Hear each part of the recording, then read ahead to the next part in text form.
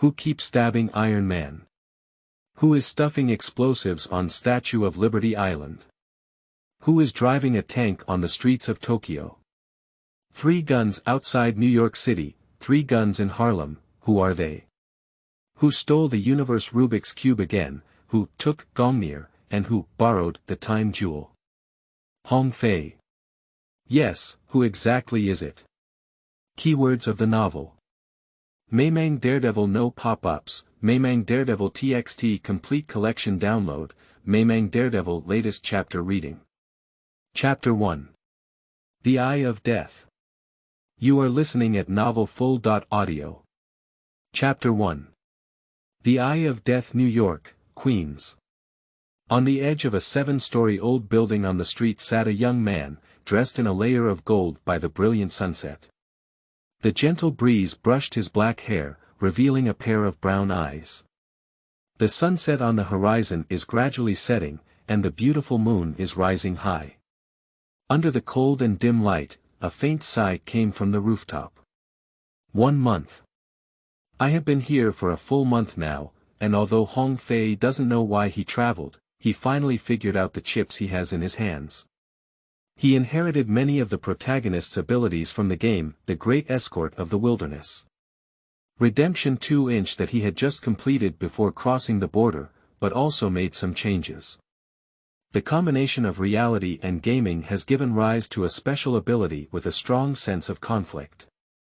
Doing good deeds can improve his physical fitness, while doing bad deeds can increase the special energy in his body. The only function of that energy is to activate the Eye of Death. The Eye of Death slows down the passage of time, reduce the damage suffered by oneself. After targeting any part of the enemy's body, it will be automatically marked as a target, equipped with additional capabilities such as night vision and tracking. This is all the information that Hong Fei currently possesses. This summary is not easy to come by. After all, he doesn't have a system in his mind that can talk nonsense and list data. Sir. I'm here. A childish shout downstairs caught Hong Fei's eye, and he lowered his head to see a little boy who looked only 6 or 7 years old. Hong Fei made a gesture and then turned around to go downstairs. This building belongs to him. Strictly speaking, this was inherited from his past, and his predecessor was inherited from his deceased parents. According to memory, in order to inherit this building, Hong Fei used to pay a high inheritance tax by smashing pots and selling iron.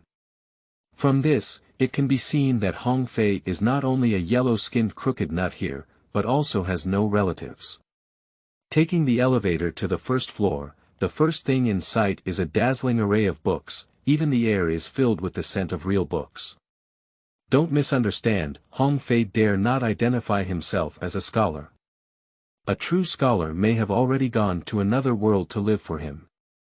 Thinking that the other person had to face the constant stream of challengers with a refined mind, Master Hong smiled unkindly. Sir, what are you laughing at? Lowering his head, the boy tightly held a yellow lunch box in his arms. He curiously blinked at Hong Fei, his eyes flickering with a lively light. Hong Fei took the lunch box and rubbed his head. It's nothing, Peter. What's today's dish? Peter actively reported the dish name to Hong Fei. Dinner was certainly prepared by Aunt May. Peter Parker's Aunt May was already a poor widow. But don't misunderstand, Hong Fei and Aunt May have only met once, and they have a good eye connection with Peter, who is 6 or 7 years old. That was over half a month ago. Hong Fei took to the streets to verify his hypothesis and search for a target. Along the way, he casually drove away several children who were talking strange things around Peter. Children who have lost both parents always encounter a few unpleasant classmates on campus. In addition, Hong Fei's bookstore was on Peter's inevitable way home, and the two of them became familiar with each other. Every Friday night, Peter would pack a portion of his dinner and send it to Hong Fei. More than once, Aunt May, as her guardian, also deliberately visited the bookstore alone, but Hong Fei only assumed that she did not recognize her. After sitting at the counter, Peter quietly watched Hong Fei sweep away all the food, and his face was also filled with a joyful smile. Standing up to clean the lunch box, Hong Fei said, "Let's go, I'll take you home." Meiman.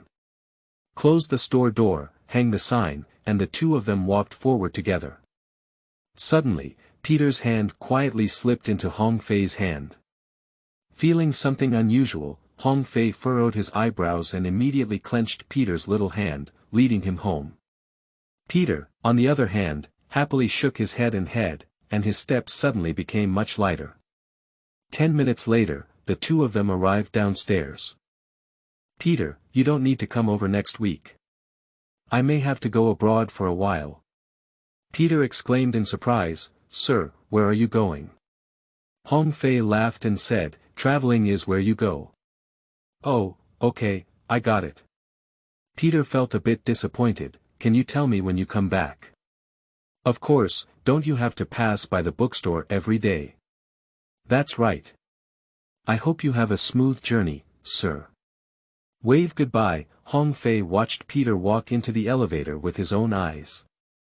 As he turned around, he caught a glimpse of Aunt May in a window in the building. After returning, there was still some distance from the bookstore, and Hong Fei had already seen some unwelcome guests gathering at the entrance. As he gradually approached, a young man in a suit, leather shoes, and a greasy face emerged from the group of thugs. "Hong, how have you been thinking?"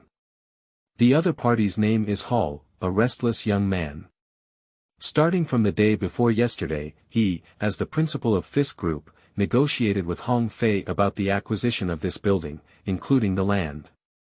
However, the price he offered was clearly not enough to satisfy Hong Fei. To be precise, Hong Fei had no intention of selling it. As Hong Fei remained silent, Hall said again, "I can increase yesterday's price by another 5%. I have brought the agreement with me, and we can sign it tonight. You can see the receipt right away, and even I can offer you a generous signing fee." Hong Fei's reaction was that there was no reaction. He has clearly stated that he has no intention of selling, but Hall has turned a blind eye to it. He believes that Hong Fei is sitting on the ground and starting the price, and may even feel that Hong Fei is somewhat unscrupulous. Yesterday Hall came alone, but today he came with a group of thugs, and the threat was clear at a glance. Hong Fei walked non-stop by Hall's side, then recklessly passed through the crowd of onlookers until he pulled out the key and opened the store door. He then turned around and smiled, "Mr. Hall, I heard you're not a real lawyer yet, why not?" Hong Fei's gaze swept over the group of people behind him. "Ask your boss to switch to someone more professional." "You." Hall's anger had not yet been expressed through language, and Hong Fei had already slammed the door shut. A African American with a dirty braid squeezed in front of Hall. He shook his baseball bat and eagerly said, "Sir, should we?" Hall stared at the tightly closed door, gasping for breath, as if he was about to wave his hand and let those around him rush in the next moment. After experiencing a sharp change in his gaze, he suddenly turned around and sat in a sports car on the street, leaving a group of thugs looking at each other. In the speeding sports car, Hall's gaze fiercely gripped the steering wheel and murmured, "After Mr. Fisk returns, I must personally throw you into the sea to feed the fish." In the store, Master Hong, who had just opened his bones, laughed at him for a moment and turned around to take the elevator directly to the top floor. Of course, he is not the only one living in this 7-story building. Except for the bookstore on the first floor and self-occupied on the 7th floor, the middle 5 floors have all been converted into living quarters and rented out. Turning on the TV, the talk show host shouted in an exaggerated voice, "I seriously suspect that the boss of Maxim magazine also participated in gambling. Otherwise, why did they find a pair of twin sisters as cover girls last December? He just wanted to get 12 women for Stark in 1 year. God, I almost jumped out of anger at that time. I heard that a peak prize was in Stark's pocket recently, and I have friends who have seen him in Las Vegas." Hong Fei reduced the sound of the TV a lot and then walked into the bathroom. Previously, the 7th floor was the residence of Hong Fei's family, and the 6 floors below were all bookstores. It's hard for Hong Fei to imagine how much his parents love reading now. Until their premature death, Hong Fei, who had paid the inheritance tax by smashing pots and selling iron, had to grit his teeth again and borrow a loan from the bank to renovate the middle 5 floors in order to regain his blood and survive. From this point of view, he was indeed very courageous. This change is clearly worth it, as it not only allowed him to quickly repay the loan, but also allowed him to live the life that most people in this city dream of, just relying on rent collection in the future.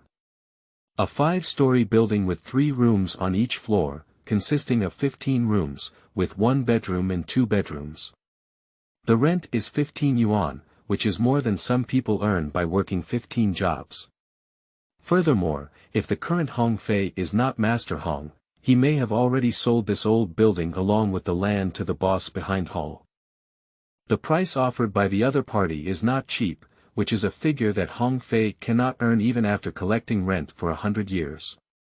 The reason for not selling is not to wait for the price, but because the actual value of this land is already higher. Leaving aside the added value after development and construction, Hong Fei currently has no plans or capital to do so. But the things buried underground cannot be measured in money. After taking a shower, Hong Fei returned to the living room and sat down. Suddenly, a strong red light surged deep into his deep brown pupils, which was the manifestation of the activation of the Eye of Death. In the moment when my eyes were deep red, all the noise in my ears disappeared instantly. In his field of vision, the once colorful world suddenly faded away all colors, and in the black and white field of view, the picture being played on TV began to jump frame by frame. In addition, he could also see a dense golden airflow rising through the floor, almost enveloping the entire building. Even more strangely, amidst the surging golden airflow, Hong Fei could occasionally see an illusory miniature dragon soaring within it. End of this chapter. Chapter 2. Dragon Bones, Punisher. You are listening at novelfull.audio. Chapter 2 Dragon Bones, Punisher Dragon Chi. This is Hong Fei's personal name. If it had been hundreds of years earlier, with this land full of dragon energy, he would have taught that group of Anglo-Saxons a lesson. Unfortunately, I came late. The red light in my eyes faded, and the black and white world was once again filled with vibrant colors. This is Hong Fei's favorite thing to do recently, probably like someone who suddenly becomes rich and can't help but often peek at their account balance. The appearance of Dragon Chi is a symbol, and the appearance of the virtual shadow of the giant dragon represents Hong Fei's speculation rather than imagination. So the only explanation is that there is indeed a dragon bone buried downstairs. There have been many dragons in the Marvel Universe, but the most well-known one is the immortal dragon of Kunlun, the divine dragon of longevity. Of course, Hong Fei does not quite agree with the name Shenlong. After all, the image of Shileo is far from the well-known Shenlong. Even the Wingding Long is not like that. Its appearance is more like a giant dragon in the eyes of Westerners. Shou is always the guardian god of Kunlun, embodying the power of the dragon. Usually, we cannot see Shou wielding divine power. More often than not, we can only witness it being defeated and giving dragon power to a warrior at the cost of death, and then it transforms into an egg and reincarnates. After the death of the elderly, they will leave behind a dragon bone, which naturally becomes a treasure of Kunlun. For a long time, Kunlun used dragon bones to create a weakened version of the elixir of immortality. Later, traitors emerged within the forces led by Kunlun, who fled Kunlun and lived for hundreds of years with the dragon bones they brought. That's right, it's about the things inside and outside of the Hand Club. Hong Fei didn't know how many dragon bones were needed to make a so-called elixir of immortality, but those traitors didn't bring out too many dragon bones in the beginning, yet they haven't used them up for hundreds of years. Simply speculate and you will know how crazy a complete keel can be. Therefore, when Hall first came to purchase this land, Hong Fei was ready to take him down. But soon he realized that the other party was indeed only coming for this piece of land. Although Hall is not a true lawyer, he has a father who is a senior lawyer and works for the Fisk Group. This is a well-known spice enterprise, whose owner is not only a successful spice merchant, but also a great philanthropist who is passionate about helping the education industry. Wilson Fisk. If it weren't for watching movies and TV shows, Hong Fei would almost believe it. There are many components of the underground forces in New York, including the Hand Union, the Russian Mafia, the Mexican criminal group, and the subordinates of the Golden Union, led by Wilson Fisk. The existence and function of the Dragon Bone are the undisputed highest secret of the Hand Association. The relationship between the Hand Union and the Golden Union is not a joint venture, but rather a cooperative one. If the Hand Union discovers the Dragon Bone, they will never disclose the news to anyone, especially Jean He, who is currently in high power and influence.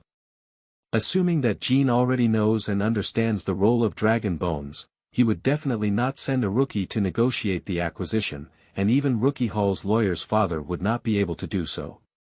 He is highly likely to be present in person, so if Hong Fei does not agree, he can immediately shake off Hong Fei's head. So, Hall was able to leave alive 2 days ago and came to threaten with a group of thugs today. Carrying a group of promiscuous people to do such promiscuous things, Jean, who has already become a big shot, may not have used it for a long time. At this point, the whole story became clear in an instant.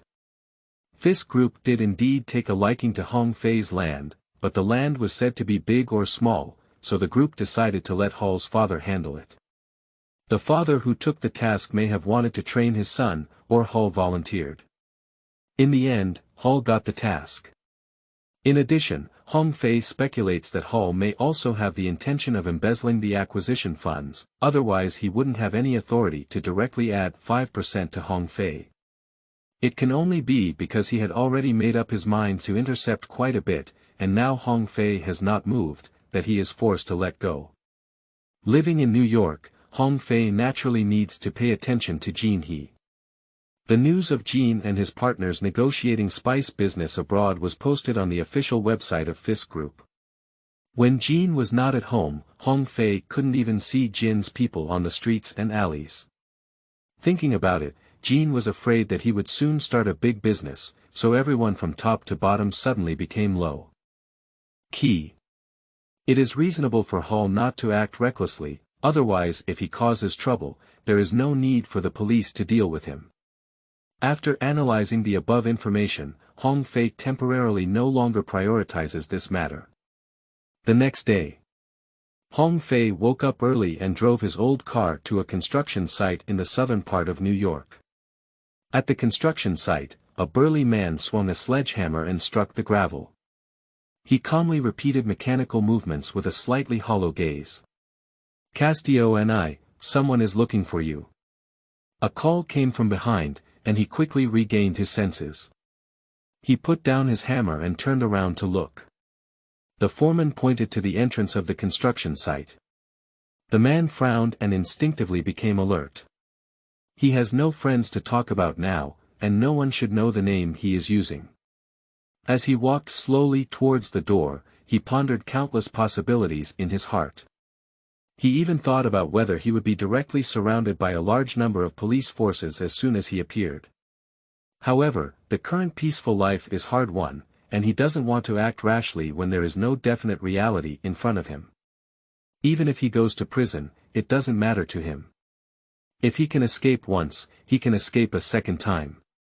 However, when he arrived at the door and saw the person waving at him, his vigilance suddenly turned into a sense of shock. Hong Fei is a bit excited. From the appearance, the other person's face completely coincides with his impression. In addition, the other person's walking posture and the unexpected expression in their eyes also indirectly indicate that this is definitely not an ordinary worker. Frank Castor, Punisher. After the other party approached, Hong Fei looked at his furrowed brow and smiled, "Nice to meet you. I've been looking for you for a long time." Frank's face naturally didn't have a smile, and his already resolute face now seemed more serious. "Who are you?" "Hello, I'm Hong Fei." Faced with Hong Fei's outstretched hand, Frank remained unmoved and said, I don't know how you found me or how much you know about me, but... He looked at Hong Fei again and solemnly said, young man, from this moment on, I hope you forget me and never mention this moment to anyone. Otherwise, you will definitely regret it for life. After speaking, Frank turned straight around, clearly wanting to continue swinging the sledgehammer. Hong Fei had anticipated this earlier and loudly said, Castelloni, do you want to slay the dragon? Frank kept walking non-stop. Hong Fei said, what you have cleaned up is only the ants surrounding the dragon, but the ants replenish quickly, and one day they will still collapse your house. Pop. Frank stopped and suddenly turned his head. Just now, his calm face was filled with anger, and Hong Fei seemed to see the raging flames of revenge exploding in his heart. Frank turned around and quickly stepped forward, almost pressing his gaze against Hong Fei's body, saying, how much do you know? Hong Fei put away his smiling face and said, I know a lot. I think we can make a deal. Frank's corner of his eye twitched as he looked around and said, why don't we find a quiet place to have a good conversation? No problem, but I always feel like you're trying to hit me. Are you afraid? A little bit. End of this chapter. Chapter 3. Master Hong's initial performance. You are listening at novelfull.audio. Chapter 3 Master Hong's initial performance. It is hard to imagine that Frank Castor, as a jailbreak, did not escape to a remote place, but instead continued to stay in the big city of New York. What's even more surprising is that as a retired soldier with extremely high military literacy and combat ability, he would choose to remain anonymous and swing a sledgehammer on the construction site. Hong Fei thought of it, to be precise, he had looked at it. After witnessing reports on television about Frank Castor's escape from prison, Hong Fei began to investigate various construction sites in New York and ultimately determined his hiding place. After walking for a few minutes, the two of them arrived at a quiet corner of the construction site. Frank suddenly turned around 5 meters away in front of Hong Fei, his eyes sharp, and he said, young man, tell me everything you know. Hong Fei's eyebrows trembled and he said, are you preparing for a robbery? Wrong. Frank opened his arms as if embracing the entire city. He said, this city used to have my beloved and warm families, but they were all destroyed by those underground mice. When I tried to fight for justice for them through legal means, I realized that the ground was filled with more mice. I've heard of it, Hong Fei nodded. You can't even be considered a bystander, Frank pointed disdainfully at the sky. You see the glaring sunlight, but I just feel like there is no light. I need that intelligence to make those people accept the punishment they deserve, so I won't use it as a bargaining chip for any deal. Frank's wife and daughter were killed, and when he used his intelligence network to find the culprit and bring him to justice, the other party used various means to exploit legal loopholes to escape punishment. Since the law cannot uphold justice, Frank can only personally fight for justice for his family, and he will not show mercy to any criminal. So, a good husband, a good father, and perhaps even a good soldier, a good citizen, suddenly became a criminal that everyone shouted and fought against. He was once imprisoned, and now he only has one identity in the public eye. An escaped prisoner. Hong Fei. I understand your approach, and at the same time, I fully recognize your approach. Your thoughts and actions in punishing those criminals are also very admirable. To be honest, my intelligence is very rich, but there is no such thing as a free lunch in the world. Frank shook his head again and said, that's the same thing. I don't intend to make any deal with you. I really want to eat your lunch for free. Hong Fei spread his hand and said, can't we really talk? You should have known earlier. The atmosphere suddenly stagnated. In the silence, Hong Fei's eyes suddenly froze, and there seemed to be a sharp burst of light in his eyes. At the same time, his feet quickly turned from stillness, rolling up a fierce wind like a galloping horse, and in the blink of an eye, he crossed a distance of 5 meters. Frank's pupils suddenly shrank, and he never expected Hong Fei's seemingly ordinary body to possess such rapid speed and powerful explosive power. However, his reaction was also extremely sensitive, instantly lifting all his strength. Faced with the sudden attack of Hong Fei, he did not dodge or dodge, but instead launched a punch, pointing directly at Hong Fei's ear. In an instant, Frank snatched the starting force from Hong Fei's hand, and his long fist hit from a distance, obviously to turn Hong Fei away and not give him a chance to be close. Hong Fei raised his fist to block the outside grid and rotated his arm around the joint axis. His fist changed its claws and lightning quickly caught Frank's forearm. Frank quickly stepped back and twisted his arms to escape, but Hong Fei's grasp was also exceptionally stable. He moved quickly under his feet and his body followed Frank without hesitation. For eyes met, staring at Hong Fei's aggressive and wolf-like eyes at the moment, Frank felt a bit absurd for a moment. 2 seconds ago, he believed that the young man in front of him was just a puppet being pushed out, with either a high-level figure behind him or simply some organizational force. However, right now, whether it's the shocking explosive speed during the initial attack, the power of arm blocking and the flowing flow between move changes, or the highly aggressive and skin-penetrating eyes in front of me, all prove that this young man definitely has impressive combat abilities. In Hong Fei's view, Frank's reaction was indeed not slow, and his experience was not bad. Coupled with the opponent's strength, he did indeed crush the vast majority of ordinary people. If you really want to comment, then Hong Fei only has 2 words. Not enough. In terms of strength, the two may be almost the same now, and perhaps even Frank is stronger. After all, Hong Fei is no longer his original body. In terms of experience, Frank is an elite soldier with a hard time calculating his life, but after excluding firearms, his bare-handed combat experience is definitely not more than that of a warrior who is immersed in challenges and adventures everywhere. If it comes to skills, Hong Fei really doesn't want to list out what he is proficient in one by one. The main reason is that he realized from the first day he entered the Marvel Universe that although all the things of the past can still serve as support and remain his constant spiritual sustenance, they are no longer enough to become a true reliance for survival.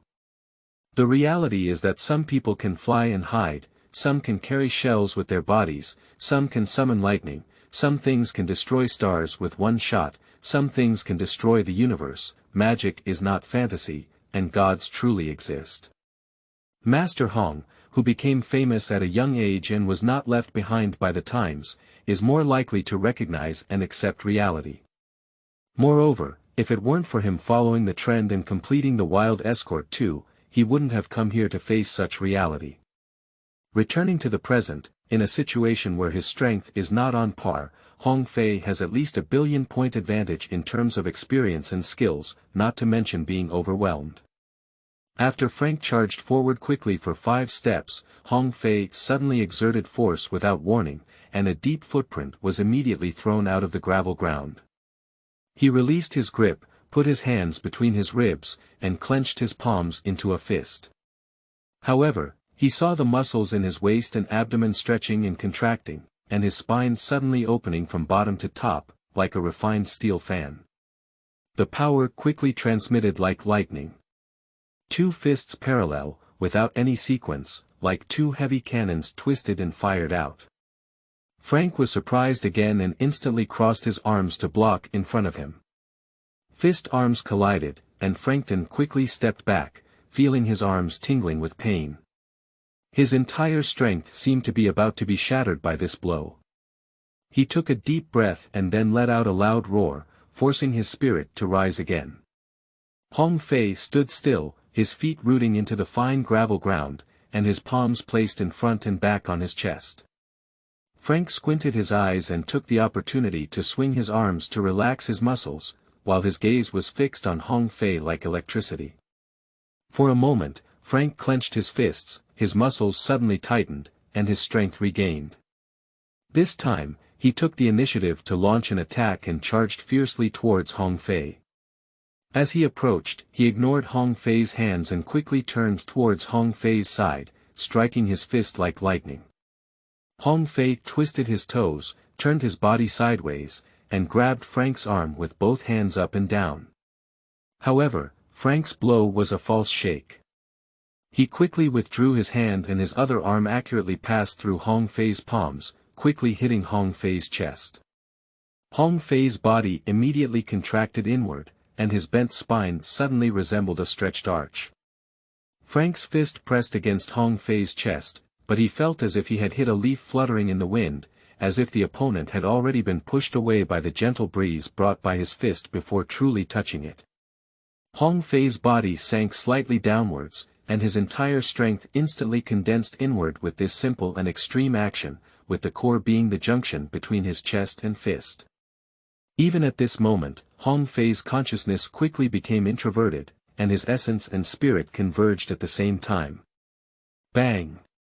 Hong Fei's spine was like releasing the bowstring and instantly returning to its original position after being pulled full, and the sudden burst of force erupted into a dull and sharp interweaving sound in the air. Frank felt as if his fist had been hit head-on by a round iron hammer, and the knuckles in his palms seemed to shatter inch by inch under this blow. The fierce force transmitted upwards along his arm bones, as if tearing apart the muscles attached to the bones in an instant.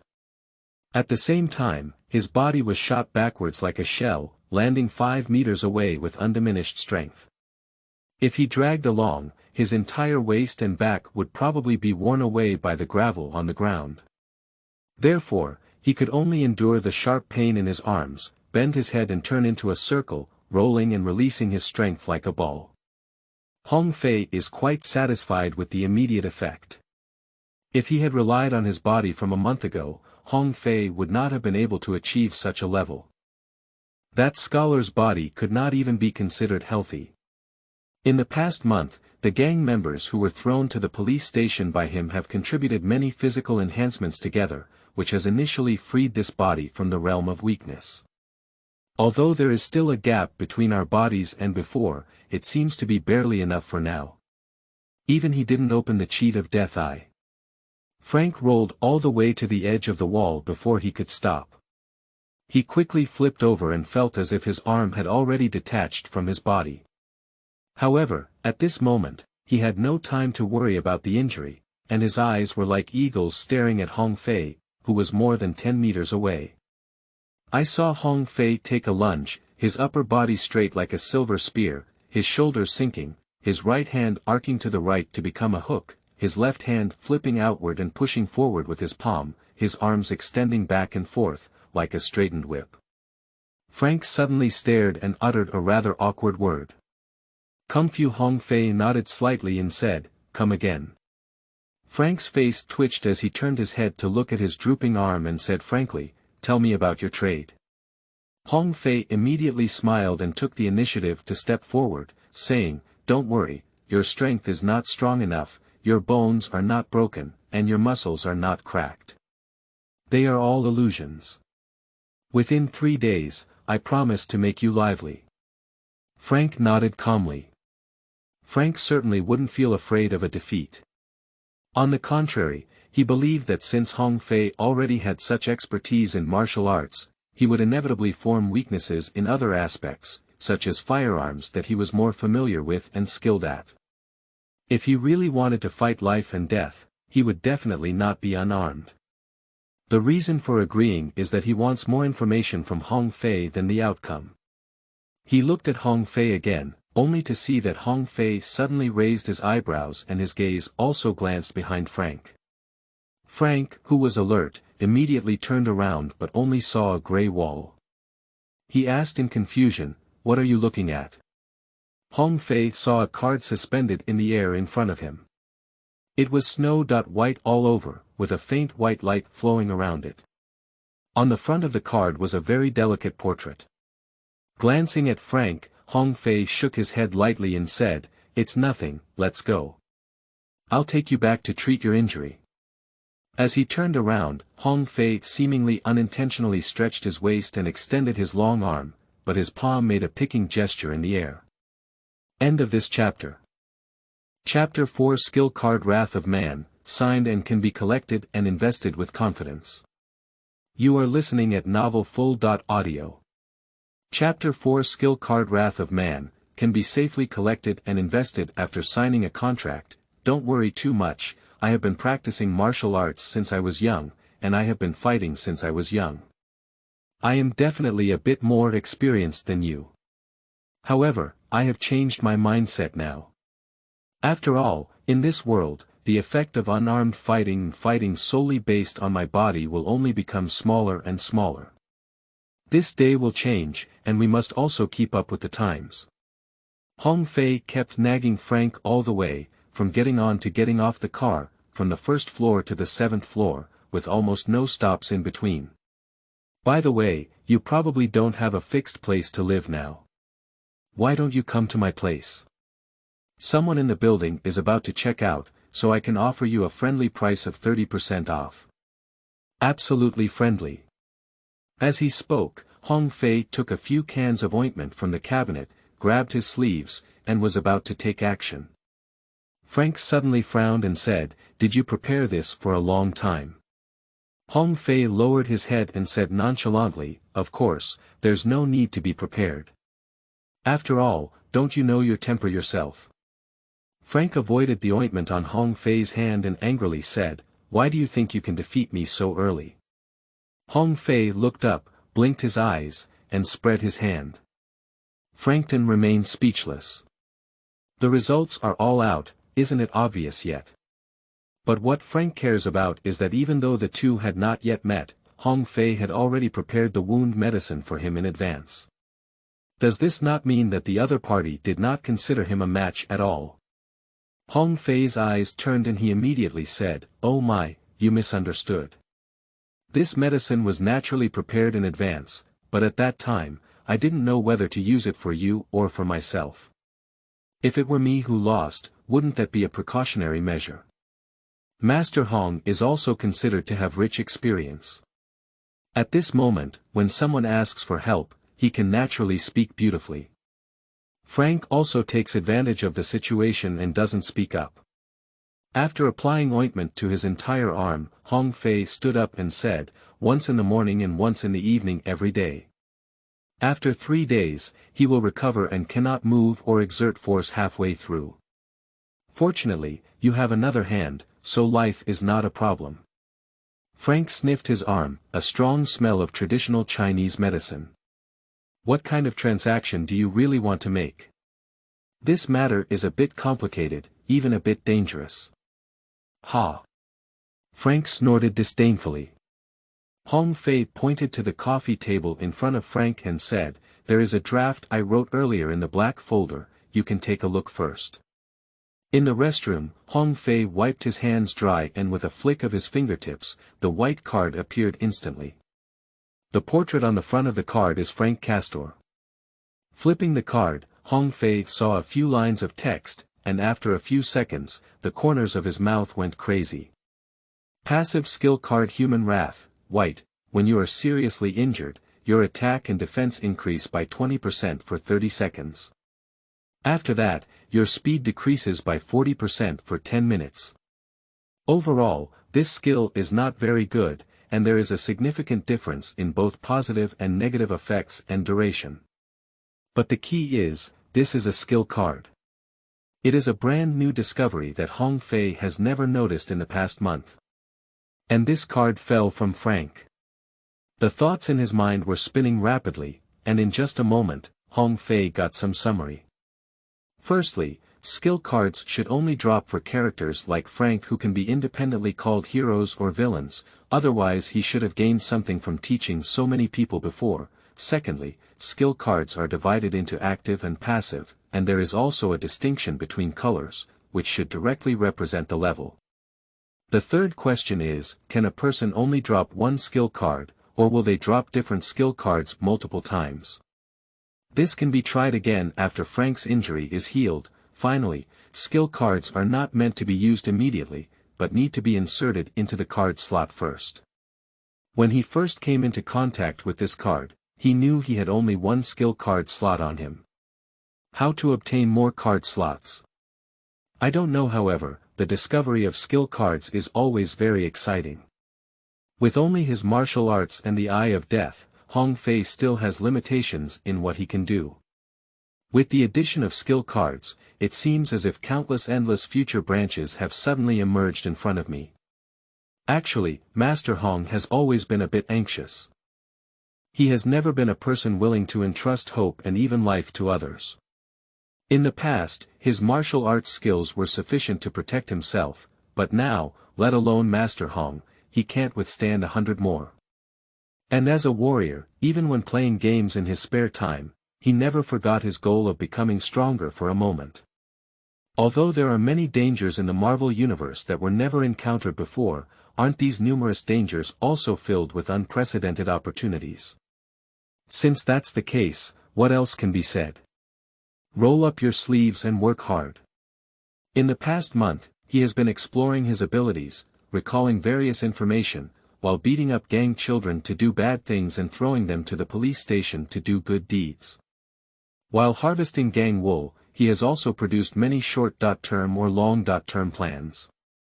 Find and persuade Frank to belong to the temporary plan organized after seeing the other party escape from prison.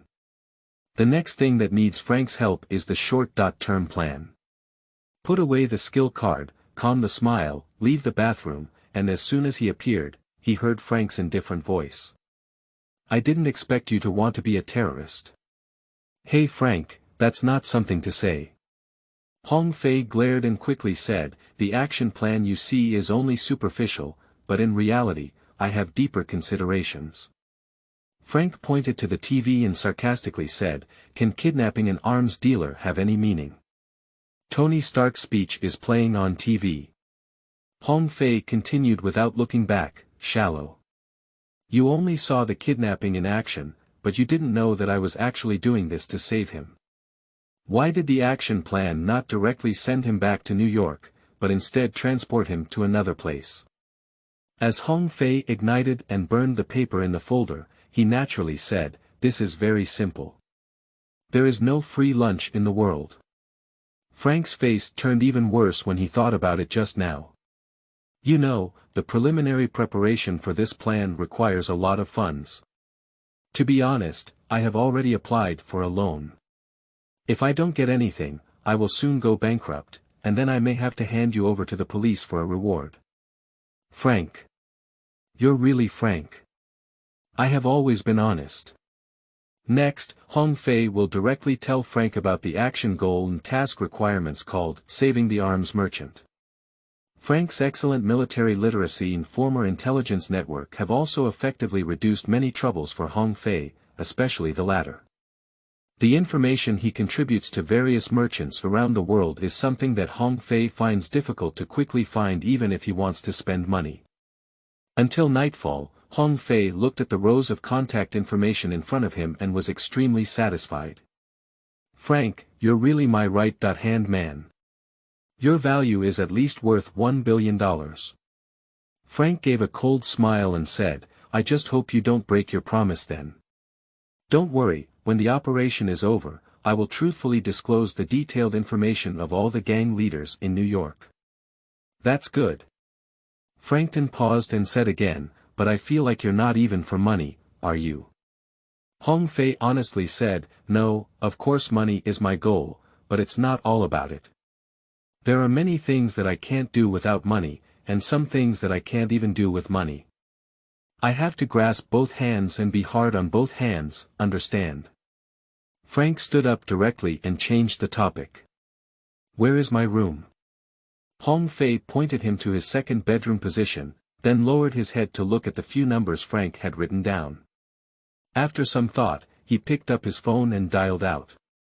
After each phone call, the length of his account balance also began to jump and shorten. 3 days later.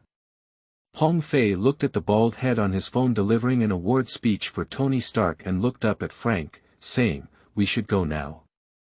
Frank gently moved his arms, with no extra expression on his face, only nodding slightly. Pack up and the two take a taxi straight to the airport. If you are interested, you can brainstorm and provide some skill cards that storyline characters may drop through posting. The color levels of skill cards from low to high are white, green, blue, purple, and orange. The format is roughly as follows. Active/passive skill card skill name, color, belonging to. Skill effect. End of this chapter. Chapter 5. Unique Tracking Techniques. You are listening at novelfull.audio. Chapter 5 Unique Tracking Techniques. At noon, Hong Fei and Frank boarded a plane heading to the other end of the earth. Frank was dressed in a suit, paired with a clean and sharp short-cut face, and his temperament suddenly upgraded from a worker to a social leader. Hong Fei's clothes are actually simpler, and his casual style of clothing makes him look like a college student.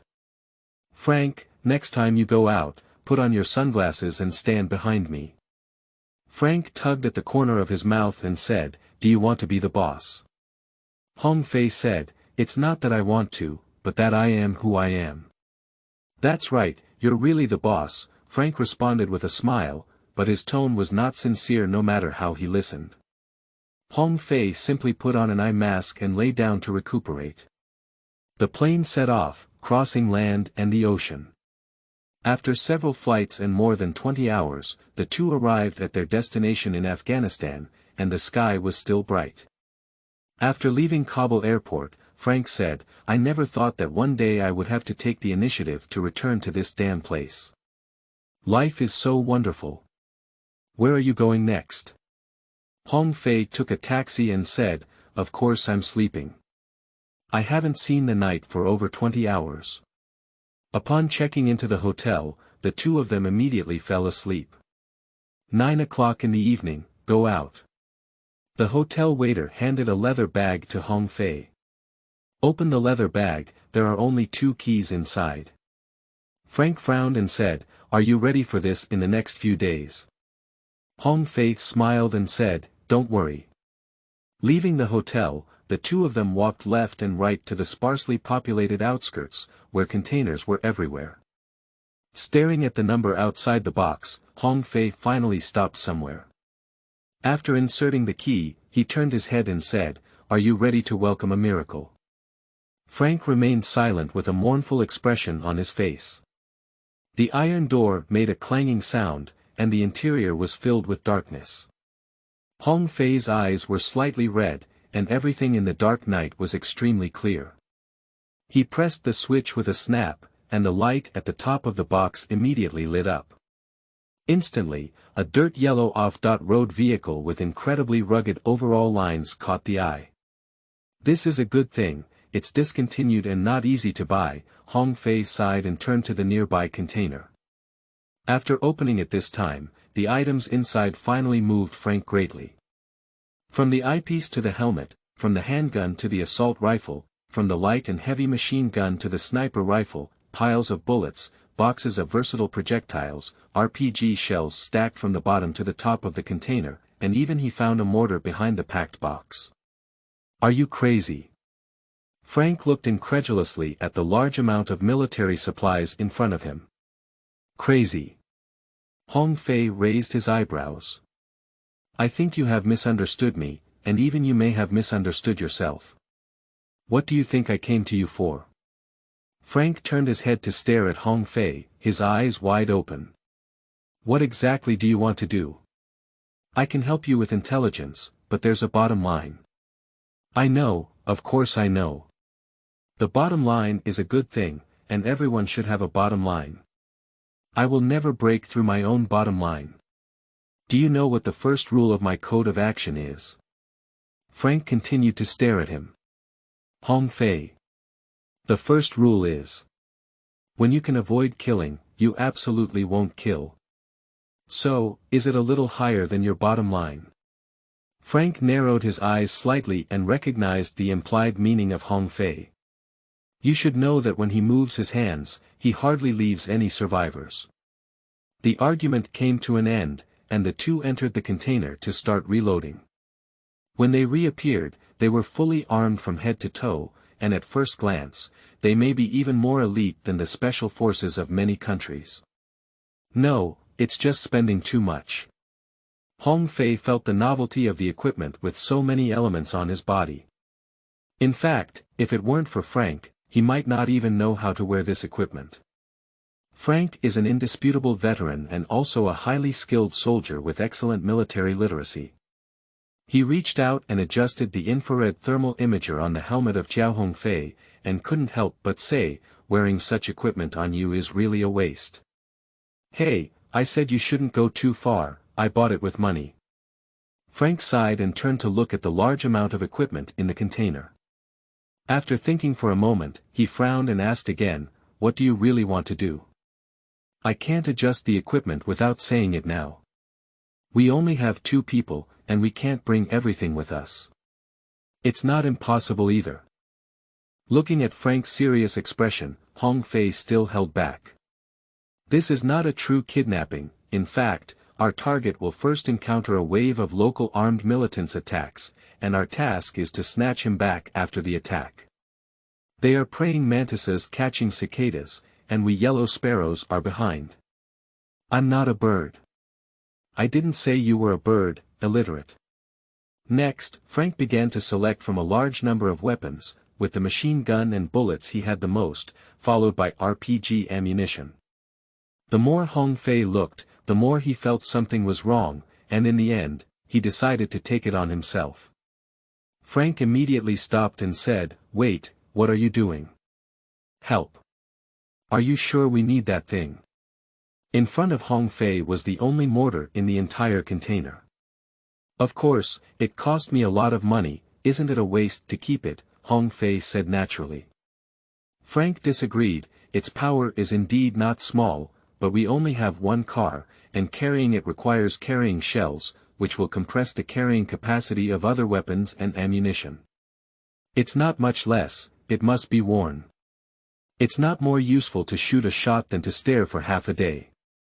This is the core idea that Hong Fei has always upheld.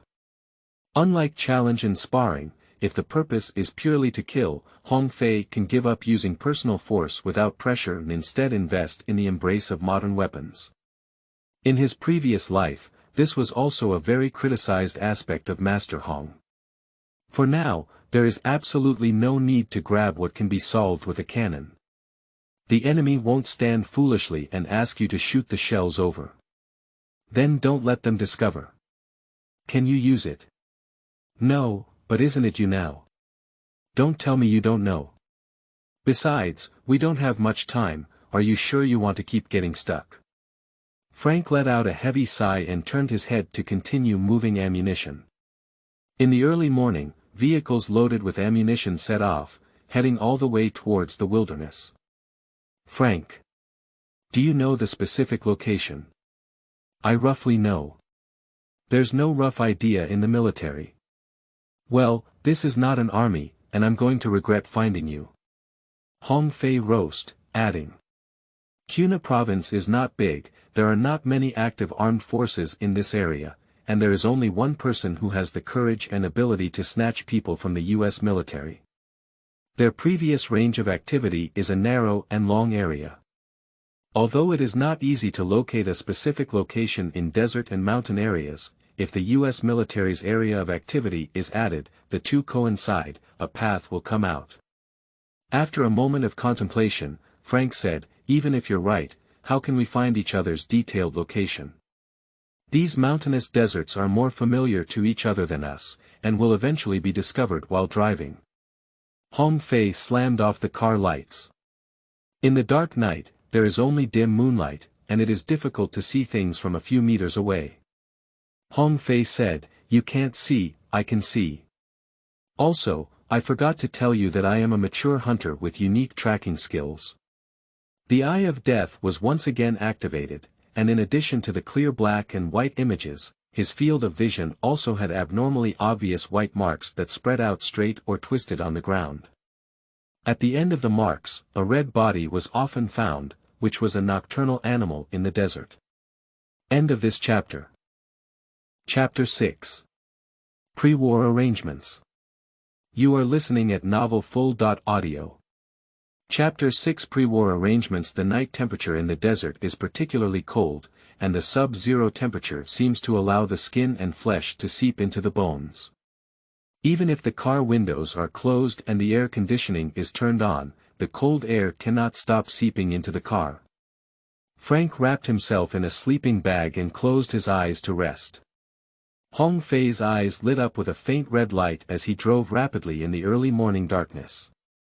In the open wilderness, apart from nocturnal animals searching for prey, there are almost no traces of other life activities. This actually makes Hong Fei's tracking easier. Driving onto a nearly straight road, Hong Fei's eyes kept analyzing all the breath in front of him in his mind for a moment. After a long time, he discovered a cluster of particles composed of yellow light on the roadside. In games, this often represents the excrement left by certain organisms. Locked in this aura, Hong Fei fiercely turned the direction, and the vehicle left the road like a fierce beast and rushed into the terrain covered with weeds and gravel. The strong shaking woke Frank up. Seeing Hong Fei's expression uplifted, he couldn't help but ask, "Found it?" 8 or 9 never leave 10. Hong Fei nodded lightly. In front of the vehicle, rows of footprints are incredibly clear. After passing a low hill, Hong Fei drove his vehicle into a huge rock and then slowly stopped. Almost there, the other party should be nearby. "You set up a cover, and I'll go find someone." Frank nodded immediately, and the division of labor between the two was very clear. He used to be a member of the Marine Corps and was most suitable for concealment, while Hong Fei, who was good at tracking, was naturally the most suitable for finding people.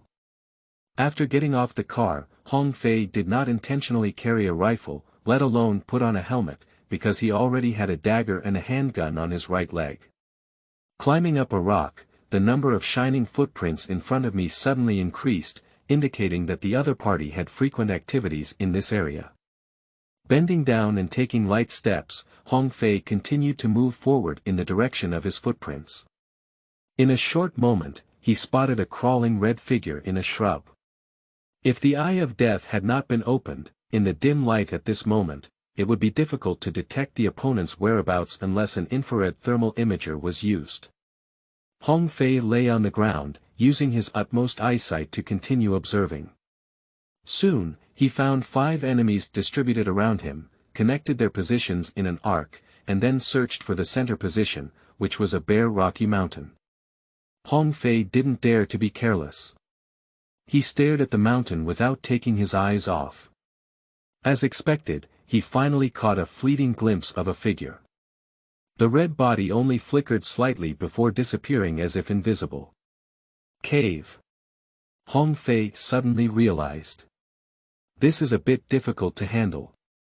Since the other party uses the cave as a hiding place, it is difficult for Hong Fei to quickly determine the specific number of people. Based on the 6 people distributed around the other party to watch, roughly estimate that there are probably around 20 people gathered in the cave. After taking note of the location here, Hong Fei crawled and slowly retreated until he stood up several tens of meters away and ran rapidly. Returning to the location of the car, Frank had already set up a shelter. Seeing Hong Fei returning, he said, "Have you found it?" Hong Fei truthfully reported his discovery. Frank opened the map with his tablet in his hand and said, "You said they will definitely attack that arms dealer. The best place for them to launch an attack is on a road over 200 meters away from them, where there are scattered grass, rocks, and a small hill enough to hide. And that is the end of a straight road, which is more likely to make people relax their vigilance." Hong Fei nodded and humbly asked, "You're right, where should we set traps?" Frank raised his eyebrows and said, "If you really want to save that arms dealer, then it's best for us to catch all these armed militants right now. There are mortars in the car, and I'm sure we can bury them directly in the cave." Hong Fei shook his head when he heard it. "If it's not possible, if we kill them now, who can prove that they will definitely attack the convoy tomorrow? If they don't admit it, wouldn't we go from saving people to robbing them?" Frank was somewhat shocked when he heard it, and his expression seemed to be saying, "Isn't it?" Hong Fei smashed his mouth, "This matter cannot be explained at all. The key is, if Tony hadn't been blown up by his own weapon, without the threat of death from free metal shavings, would he still have the motivation to develop a reactor? Without a reactor, what else is Hong Fei looking for Tony for? Is it difficult to find his signature? What an international joke." Hong Fei pondered for a few seconds before saying, "We'll stick to the original plan. We're not bodyguards, so there's no need to clean the road for him. We'll show up after these armed militants take action. Frank had no objection to this, or rather he had long guessed that Hong Fei would make such a decision. He pointed to the map and said, "Then our ambush location is right here." Hong Fei glanced and turned his head to look at the cliff behind him. The location here is the most open, with a straight line distance of no more than 500 meters from the location where the opponent may engage in combat. Moreover, it is highly unlikely that the opponent will pass through this area during combat operations, and the exposure rate is extremely low. As long as this area is occupied, whether it is shooting or sniping, it can ensure that the opponent has nowhere to avoid. Great, that's it. Immediately, the two of them each carried a sniper rifle and worked together to transport the mortar and shells to the mountaintop. Seeing it was still early, Frank took the initiative to say, "You drove for most of the night, take a break for a while, and I'll be on the lookout." Hong Fei was not polite either. He got into his sleeping bag and directly put on an eye mask. As the moon sets and the sun rises, the temperature begins to rapidly rise, and Hong Fei is quickly awakened by the heat. As he crawled out of his sleeping bag, he saw Frank sitting on the ground carefully wiping his sniper goggles. "Look at you, are you not afraid of being directly attacked?" Frank said calmly, "They have already gone and laid an ambush. There are 20.4 people on the road, with landmines, machine guns, rocket launchers, and even a missile vehicle. So diligent." Hong Fei raised his telescope and looked around. The eye of death opened and immediately found the other person's figure hundreds of meters away. 24 people were hiding on one side of the road, either far or near, without showing their tracks, while the other person's missile vehicle was parked at the foot of a mountain a kilometer away, perfectly covered by several intersecting hills. Frank raised his eyebrows slightly and said, "It doesn't seem like they're going to kidnap, but rather kill someone to silence them." Of course, it was killing someone and silencing them. Obadia didn't want Tony to go back alive. However, this group of armed militants did not initially kill Tony, who was out of luck, but instead recognized him.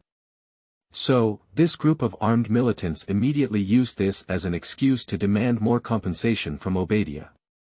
On the other hand, based on the principle of making the most of everything, they forced Tony to manufacture the Jericho missile that had just caused a huge stir for them. No way, Jericho didn't see it. Tony made the first generation of armor and sent them to see Marks. You're right, they did come to kill, but they didn't know that their target was Tony Stark, a weapon inventor, otherwise they would definitely be reluctant to part ways. Are you not afraid that he will really die? All of what you have done will be in vain. Hong Fei smiled and said, "Of course he will die, but I don't think it will be this time. This is a risk that must be taken. If Tony really dies, Hong Fei will accept it and spend money to witness a hero who has not yet risen and fallen. Although it may be a bit painful, the ticket price will not be too low." Hong Fei has carefully considered and analyzed this matter. After all, he can't just run up and tell Tony that I want to ensure you won't die, while also letting you be hit by a missile. This is too foolish. Even if he intervened in time to help Tony clear the threat and find a way to use his brain to create a miniature reactor, it would still be impossible for Tony to directly send the reactor to Hong Fei. Moreover, this would take too long and the probability of an uncertain event skyrocketing, which is extremely uneconomical. So, it's most appropriate to just grab the person at the time when they are attacked. At 2 o'clock in the afternoon, Hong Fei, who was gnawing on dry food, suddenly moved his ear and immediately put down his food to grab a telescope. Sweeping into the distance, he said, "Here we are." Frank followed and immediately saw 3 armored vehicles speeding towards him from afar. End of this chapter. Chapter 7. Terrifying White Phosphorus Bombs, Master Hong, the Sharpshooter. You are listening at novelfull.audio. Chapter 7.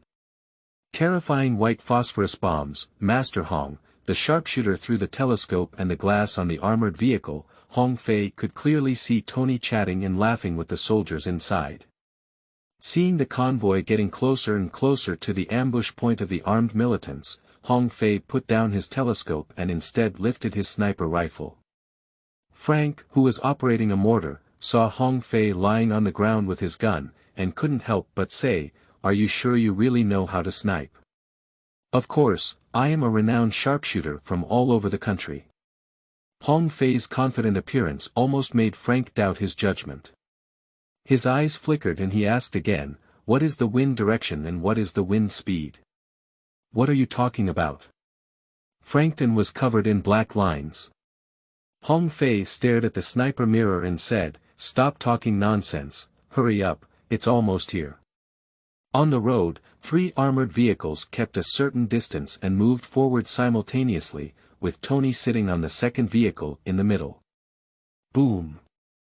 With a loud bang, the first vehicle was instantly engulfed by the flames that erupted on the plain, and the intense waves of air lifted the armored vehicle flying directly, causing fragments to burst out in all directions. Tony's vehicle quickly stopped after passing through the strong flames ahead. For a moment, gunshots echoed everywhere. In Hong Fei's observation, the armed militants hidden on one side of the road either pulled out rifles or set up machine guns to shoot wildly, while others kept throwing grenades at the remaining 2 cars.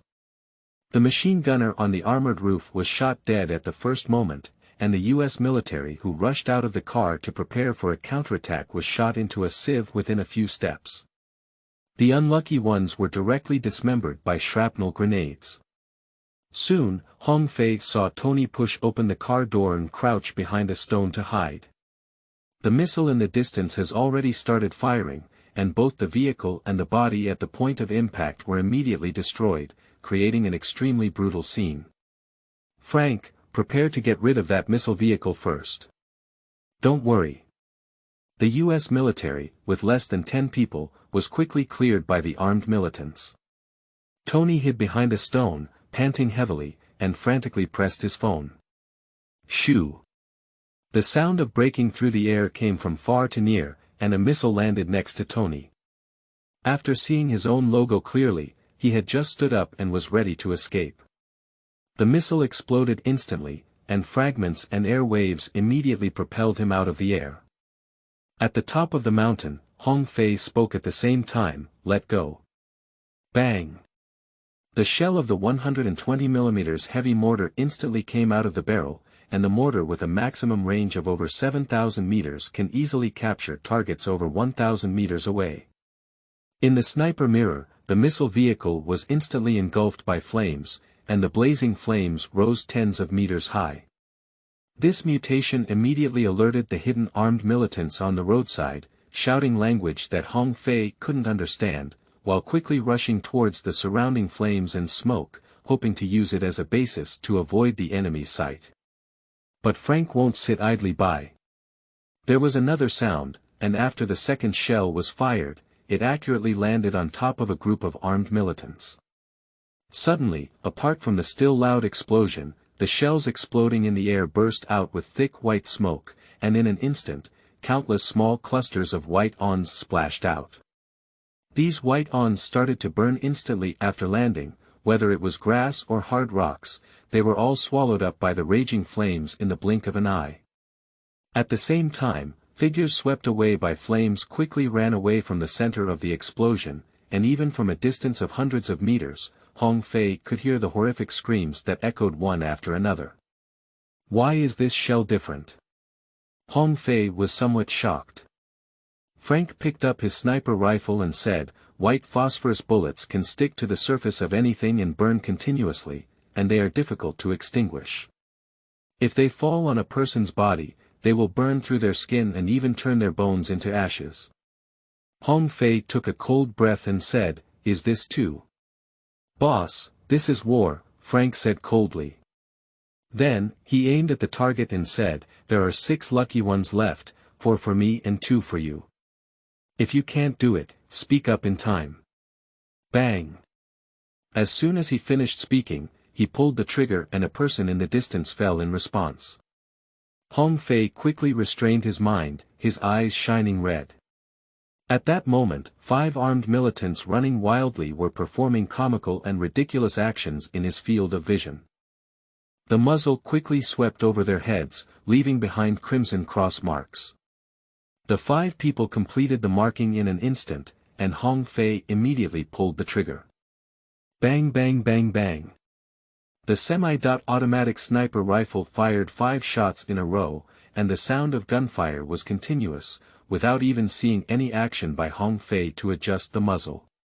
5 bullets tore open the air and broke through the wind, leaving the sound of gunfire on the desert. The 5 people fell almost in no particular order. At the same time, Hong Fei could feel 5 distinct energies pouring into his body one after another. At this moment, Frank, who was aiming at the second person, watched helplessly as his target suddenly fell. The continuous gunshots in his ear startled him, and when he turned his head, Hong Fei smiled at him and said, "You're welcome." Frank raised his gun again in disbelief to observe.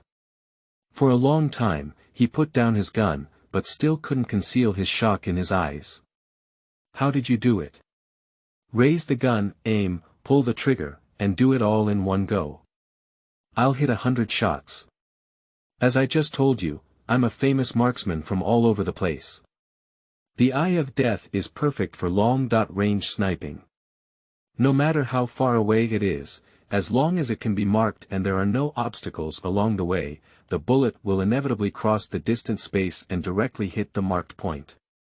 Don't tell me anything about wind direction, speed, humidity, or gravitational ballistic measurement. In one sentence, raising a gun is doing it. Sniper shooting is much easier than kung fu here in Hong Fei." Frank's expression was extremely complex. Hong Fei stood up with his gun on his back and said, "Let's go. It's time to withdraw.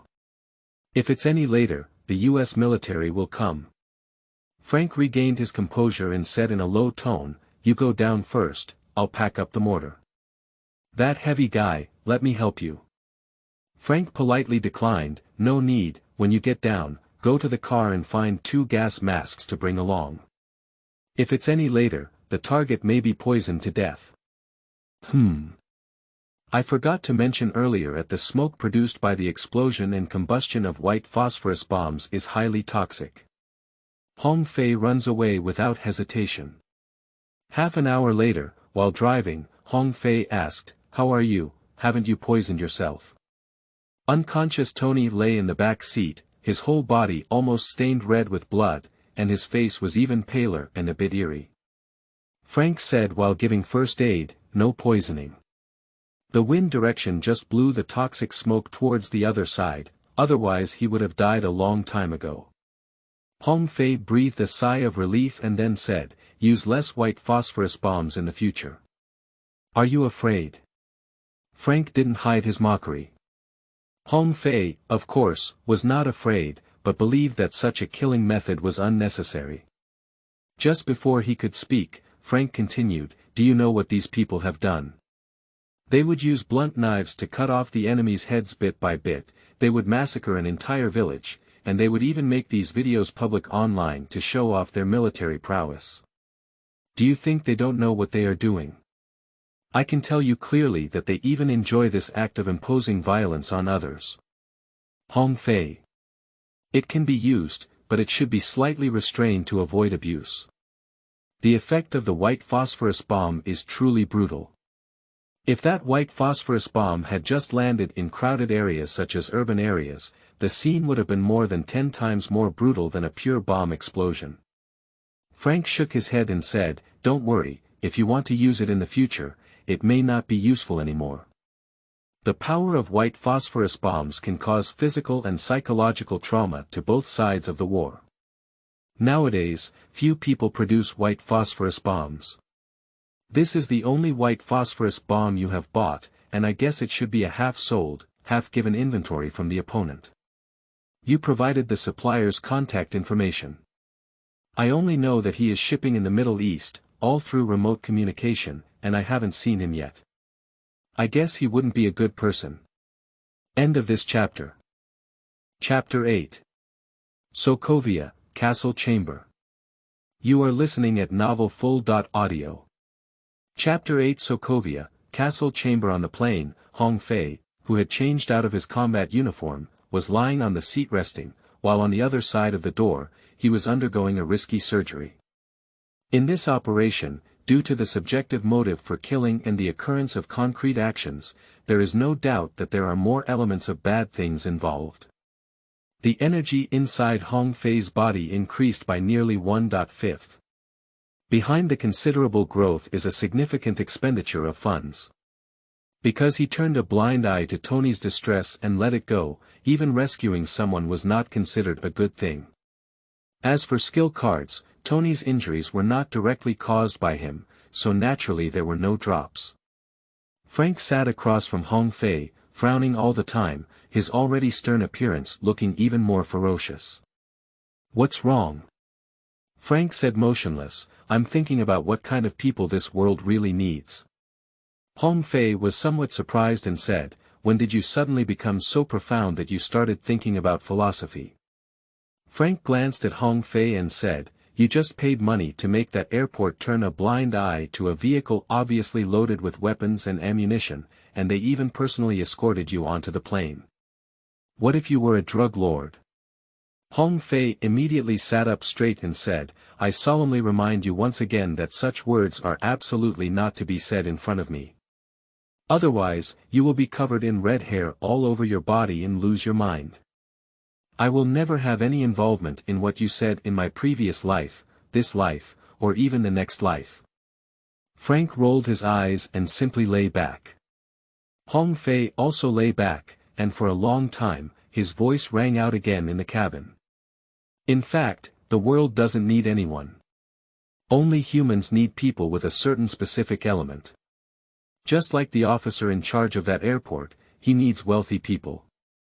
In such a war-torn place, he doesn't even need to care whether you bring a gun or anything else. He sent me on a plane to supervise me from taking out loot at the airport. As long as I don't use his tools to accumulate wealth, he can greet me with a smile on his face in front of money." Frank remained silent, and Hong Fei continued, "You can become the person that a few people need, or the person that most people need. When necessary, you can even make your enemies need you, but you can never become the person that everyone needs at the same time." In the continuous silence, Hong Fei gradually fell asleep. He didn't wake up again until the door behind him opened with a dripping sound. A middle-aged doctor took off his mask and bent down in front of Hong Fei, saying with a smile, "Mr. Hong, the surgery was very successful. According to your plan, we have successfully blocked the fragments in the patient's body from continuing to move. Although you are not a doctor, you are born with the potential to become a famous doctor." The compliment from the other party did not make Hong Fei happy, because the price offered by the other party in advance was enough to erase any smile from Hong Fei. After picking up his phone and operating it for a while, Hong Fei said, "The final payment has been made. Please check it yourself." The doctor saw the transfer prompt on Hong Fei's phone and his smile became even brighter. "Mr. Hong, thank you very much for your trust. I look forward to our next cooperation." "Forget it, I can't afford it." "Me too. Thank you all for your hard work. Please go down and rest first." The other party walked away obediently, and as they turned around, they nodded at Frank again, clearly knowing each other. After the doctor left, Hong Fei pouted and asked, "How do you know him?" Frank said straightforwardly, "He has taken bullets from me many times. In fact, he has always been a skilled surgeon, but he does not refuse any bribes, so he was fired. If there is a need for surgery in the future and it is not convenient to go to the hospital, you can still find him." Hong Fei immediately refused, "Forget it, I don't have that many 2 million. That's right, the opponent's appearance fee is not much, 2 million US dollars. There are advantages to being expensive, at least he won't betray you." Hong Fei shook his head and said, "I'd rather find a long-term employee myself. Speaking of which, I really have a candidate." "Oh. A beautiful woman, and also a scientist." Frankton sneered, "I don't think she might be willing to work for you." Hong Fei also sneered, I don't need her to be willing. The quarrel between the two ended when the plane began to land. After the plane stopped, the medical staff who had been waiting at the airport immediately used a stretcher to lift Tony, who was completely wrapped in gauze, down. This is a necessary means of confidentiality. The doctor bid farewell to Hong Fei again, and the smile on his face was not to mention how sincere he was. After getting off the plane, Hong Fei gritted his teeth and stared at Tony, who was still unconscious. Do you know how much I spent? Over 30 million, Dao Lu. It's not Vietnamese dong. If I can't earn at least 10 times back from him, I will personally send him away. Frank. Where else can we send it? Hell. Frank's face showed a rare smile as he patted Hong Fei's shoulder and said, Don't be so angry. At least you have given me the joy of money for the first time in my life. Think about it, from Afghanistan to Sokovia, countless unfamiliar faces have been serving you all the way. Although you don't know anyone, they are all seeing you for the first time, but each of them treats you as the most prestigious boss. The group left the airport by car and did not enter the city, but instead drove up the mountain. Where are you going again? Frank was puzzled. Hong Fei looked out the window, through layers of dense forest, revealing a corner of a gray-white castle building on the mountaintop. Have you seen that castle? Hong Fei said lightly, mine. Frank was once again shocked. Aren't you without money? Yeah. Why do you still have a castle? Hong Fei looked at Frank contemptuously and said, How expensive do you think a castle is? It's not even as expensive as the appearance fee I paid to that doctor. This castle cost less than $1.5 million. The castle needs to be maintained. Although he bought the castle, Hong Fei not only has the right to use it but also needs to bear the responsibility of maintenance. This fixed annual cost may be even more expensive than the purchase price. The reason why Hong Fei bought it was not because he was dazzled by the vastness and scenery of the castle, nor because he was ready to retire and enjoy it after finishing the job. But it's because he needs to save a lot of trouble in such a barren small country with money, while also having a large private space. The castle in Sokovia. You can tell from the name that it perfectly meets Hong Fei's requirements. The convoy stopped after entering the castle, and Hong Fei and Frank walked straight to the edge of the blue stone wall.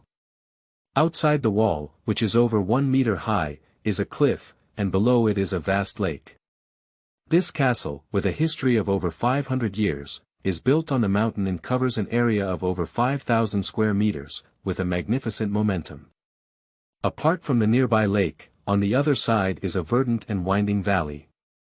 Looking up from anywhere in the castle, one can catch a glimpse of the endless snow-capped mountains in the distance. It has both historical heritage and stunning scenery. $1.5 million. Is it expensive? How expensive? Because the actual price is at least $1.5 million per year.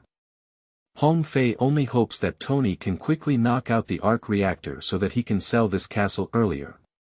After dismissing a group of temporary hires, Hong Fei and Frank sent Tony into the underground space of the castle, which was a very hidden secret room that was very suitable for Tony's future workplace. End of this chapter. Chapter 9. Evil Frank, Cowardly as a Rat, Master Hong. You are listening at novelfull.audio. Chapter 9. Evil Frank, Cowardly as a Rat, Master Hong. Next, we will play a scene with the arms dealer. You will play the role of the villain, while I am. Why didn't you play the villain? Frank was somewhat dissatisfied. Hong Fei lowered his head and groped on his body for a while. Frank couldn't help but say, What are you looking for? I want to find a mirror, maybe it can give you a clearer understanding of yourself. Frank's face turned black instantly. In the end, Frank was assigned the role of a leader of armed militants by Hong Fei, while he himself restrained his martial spirit and became a real ordinary young tourist. As he changed clothes, Hong Fei said again, Speaking of when your old buddies will arrive, we can't just be the two of us all the time. The arms dealer is very clever, maybe he will soon become suspicious. The old buddy he was referring to was Frank's former comrades in arms. Frank's service was not short, and he went through many units before finally retiring from the Marine Corps. And many of his former comrades have retired. These people are rare resources. Frank said calmly, "Don't worry, you must identify the truly trustworthy people. People can change, and I don't know if they still treat me like they used to." It makes sense. We don't need too much either, 5 or 6 is enough. After all, this is not about going to the battlefield. In the secret room, Tony has already woken up. The gauze on his head has been removed by Hong Fei, and there is no need for him to continue hiding his appearance here. Tony struggled to lift his heavy eyelids, his gaze somewhat dazed. After scanning around in the dark room, my gaze gradually fell on my chest. Under the gauze, 2 wires extend outward and finally connect to the battery next to the iron bed. Tony was suddenly startled. He propped up his weak body and half sat up, tearing open the bloody gauze on his chest. Suddenly, he saw a circular metal device embedded in the flesh and blood bone in the center of his chest. Bang! He immediately lay back in bed with his eyes wide open, breathing heavily in his mouth, and his face full of disbelief. Through a hidden camera, Hong Fei, dressed in casual attire, gestured to Frank, who had shaved his head and wore a black face scarf, as they walked towards the door of the secret room together. In a moment, the sound of keys colliding came from outside the door of the secret room. Amidst a biting sound, the door of the secret chamber was pushed inward through a crack. Tony leaned on his arm and turned over to look over. Boom! Suddenly, there was a muffled sound, and a figure suddenly flew into the room. His waist was arched into a shrimp costume, and after flying a few meters, he fell to the ground with a thud. Immediately after Tony, he heard a severe cough mixed with a painful cry. At the door, Frank, wearing a black mask, slowly withdrew his legs. Hong Fei lay on the ground, covering his abdomen, feeling that his intestines were almost broken. What was originally discussed with Frank was that he only needed to make rough movements, and he could use his own strength to fly out. However, Frank suddenly exerted all his strength in his legs. Although Hong Fei had reacted in advance, standing at the door of the Chamber of Secrets, he could not activate the Eye of Death to fight Frank. Isn't that just a direct blow to his character? Frank avenged himself publicly, and Hong Fei immediately wrote this down in his notebook. Tony first looked at Hong Fei in shock, then turned his gaze to the door. When he met Frank, he instantly saw a murderous aura in the other person's eyes, and the wrinkled flesh on the shiny forehead looked even more like a good person. Frank walked slowly forward. Tony Stark, the most famous arms dealer and inventor in the world. I saved you. Frank's words immediately stunned Tony. Seeing this, Frank took out several photos, which were the scenes of a U.S. military convoy being attacked and him being knocked unconscious and covered in blood, of course, including the bodies of those armed militants. We helped you kill those armed militants, performed surgery on you, and pulled you back from the hands of the Grim Reaper. We did save your life, and now I want to know, how would you repay me? Tony's face slowly changed as he understood Frank's meaning. I am very grateful that you saved my life. I think I may need more money than thanking you. How about this? Could you please take me to the U.S. military base and I will give you.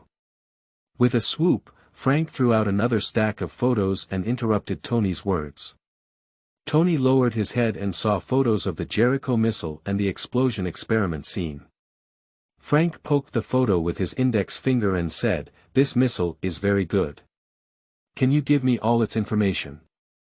No, Tony firmly refused in a light and ethereal tone. Frank's eyes were not sharp at all, but he suddenly raised his arm and punched Tony's cheek. Tony was hit so hard that stars appeared in his eyes and blood flowed out of his mouth. Frank didn't say much and grabbed Tony's neck with one hand, pulling him off the bed. No matter how hard he struggled, he couldn't escape the grip of that big hand. Tony's chest wire was dragging the battery and rubbing against the ground, causing him even more pain. Hong Fei was watching from the side, afraid that Tony would be killed by Frank, a thug. Tony was dragged to the other end of the room, and with a snap, another light turned on, illuminating the pile of terrifying torture tools in the dark area. Tony didn't even have time to panic when Frank pushed his head into the big water tank. Repeated back and forth several times, he felt as if his soul had left his body, leaving only a walking corpse. Frank shook his hand and Tony was rudely thrown to the ground. Stepping on it, Tony arched his waist in severe abdominal pain, and clear liquid spurted out of his mouth. 1 month, I'll give you a month's time. In addition to all the information, I also need you to make one yourself. During this time, I can meet any of your needs, but if I can't see anything after a month, I'll chop off your head and throw it at the entrance of a U.S. military base. After Frank finished speaking, he turned and walked towards Hong Fei. He kicked Hong Fei with his foot and said, "You better pray that someone is willing to pay a ransom for you." Hong Fei was so scared that he shrank to the corner of the wall, holding his head and trembling on the spot.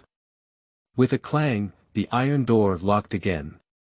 For a moment, there were only the rapid gasps and sobs of 2 people left in the secret room. After a while, Tony slowed down a bit and returned to bed with the battery. He looked at the low ceiling and said in a hoarse voice, "Kid, who are you? Can you understand English?" Hong Fei huddled in the corner of the wall without making a sound. "Whether you understand or not, I must tell you now that even if someone is willing to pay you a ransom, that extremely vicious guy will still kill you." Hong Fei suddenly looked up, with a frightened expression in his eyes. Tony glanced at him with disdain and raised the corner of his mouth. "You know you're scared. Tell me, where did you come from and how did you get caught here?" Hong Fei hesitated for a moment and whispered, "I'm from New York. I just wanted to travel around the world, but I didn't expect to be knocked unconscious on the streets here. When I woke up again, I was already standing outside that door." "New York." Tony rolled over and said, "Then you must know me." "That's right, I know you, Tony Stark, a playboy." "Ha, that's right, the media coverage in this area is quite true." Tony sat up and said, "Kid, listen to me, there are only the 2 of us here now.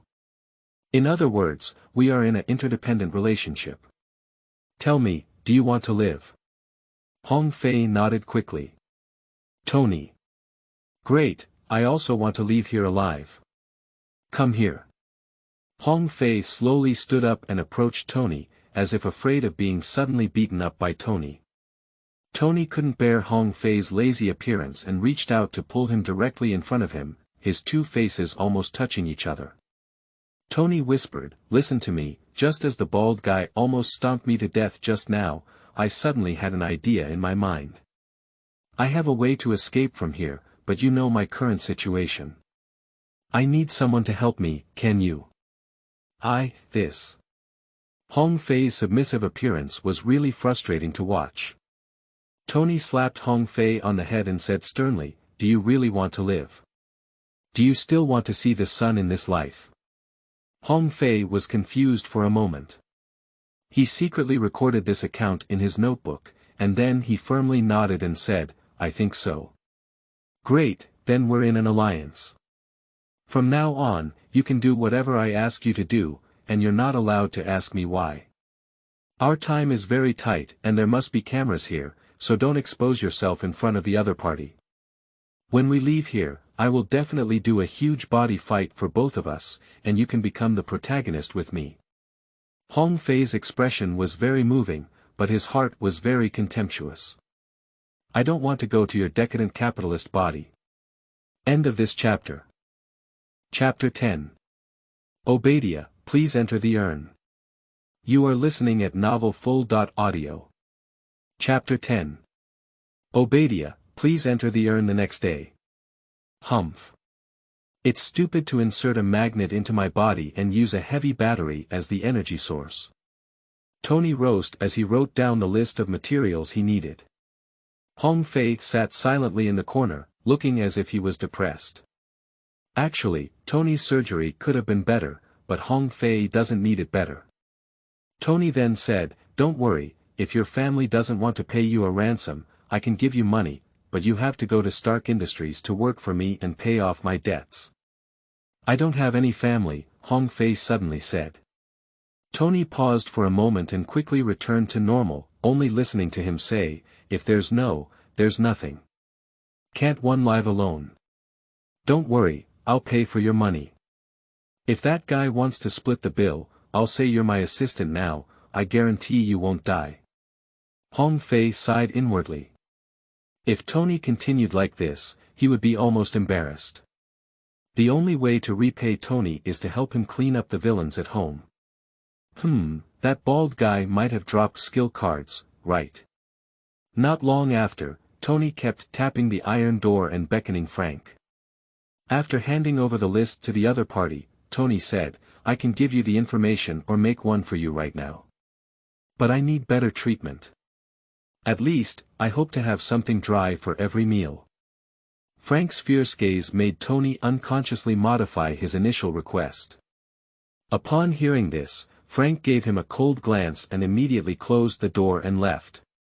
Tony complained bitterly. I guess he must have no friends.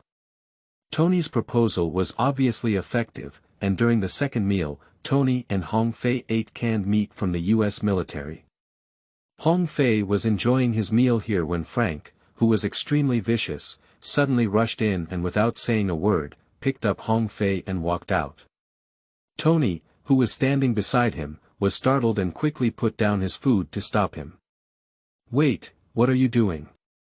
Where are you taking him?" he said. Frank remained silent, pressing his big hand directly on Tony's face and pushing him away. But Tony rushed forward again without hesitation. "Wait a minute, he's my assistant. I need him.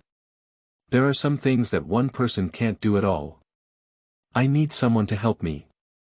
"He can't die," Frank stubbornly said before taking Hong Fei away. Returning upstairs, Frank let go of Hong Fei and Hong Fei immediately said seriously, "What's going on?" "People are here." Hong Fei was taken aback and said, "Who is that?" Frank said with a cold face, "Helpers, there are a total of 5. After retiring, they all went bankrupt quickly, and some of their wives even went bankrupt, living very poorly. They are very willing to accept the work you arranged, and even willing to do more." Hong Fei suddenly realized. Soon, Hong Fei saw these 5 people in the castle. They stood in a row with their hands behind their backs, each wearing a black suit, and it was difficult to see the difference in height with the naked eye. However, their physique cannot be considered strong, and they can even be said to be thin and weak. Thinking that they might have been homeless and unemployed before, Hong Fei didn't ask further questions.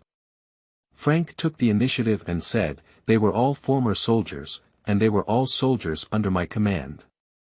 Although their overall quality may not match that of the Marine Corps, everyone has personally experienced the baptism of war. In addition, I can guarantee that they do not have post-traumatic stress disorder." Hong Fei nodded slightly and met the 5 of them one after another. The other party was also looking curiously at Hong Fei, the new boss, but they didn't show any unusual expressions. After all, what they need now is a stable job and income. "My name is Hong Fei. I am very happy that you have joined, and I am really happy because you probably know that there are only me and Frank in this huge castle now, and each of you has the characteristics I need. The things to do now are very simple. You don't need to go to the battlefield with guns, you don't need to charge through the rain of bullets. All you need to do is change into clothes and perform real plays." Suddenly, a high-pitched voice sounded. "Report, boss, I can go to the battlefield. I can do it too. I can do it too." Subsequently, others also spoke unwillingly. Hong Fei turned his head to look at Frank and saw him nod.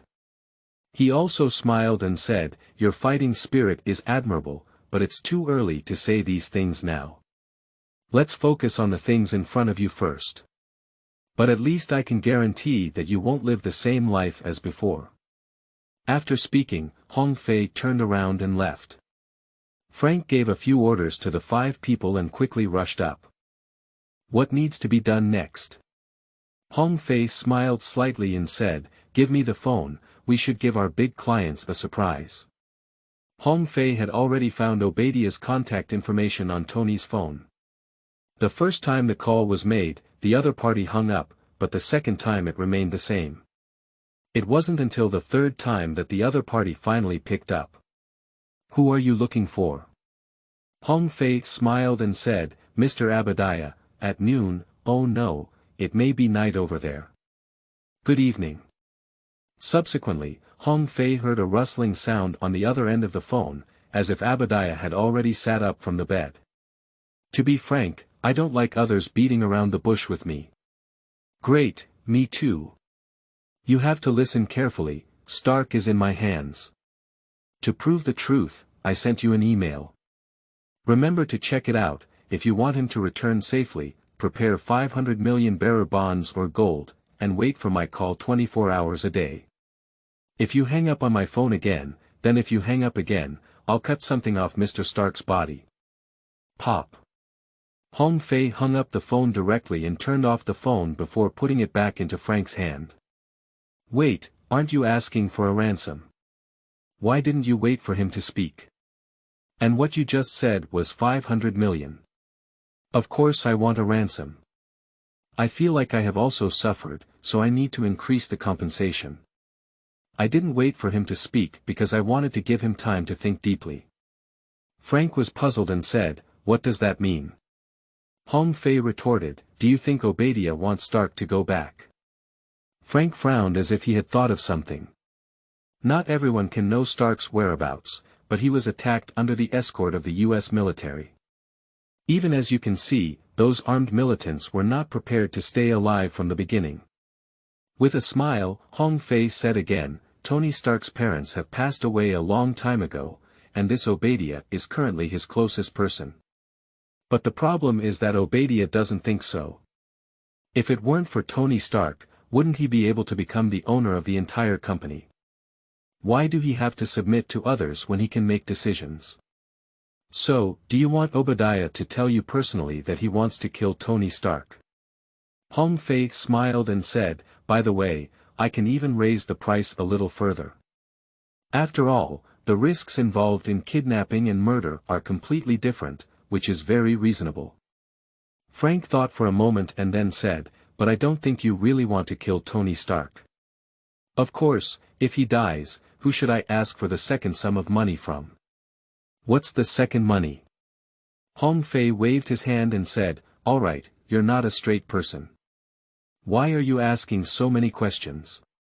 Hurry up and send it back to me. I also need to cultivate mutual trust with Tony. Alas, it's a pity that this castle is already mine, but I can't bear it for a moment. It's unbelievable. End of this chapter.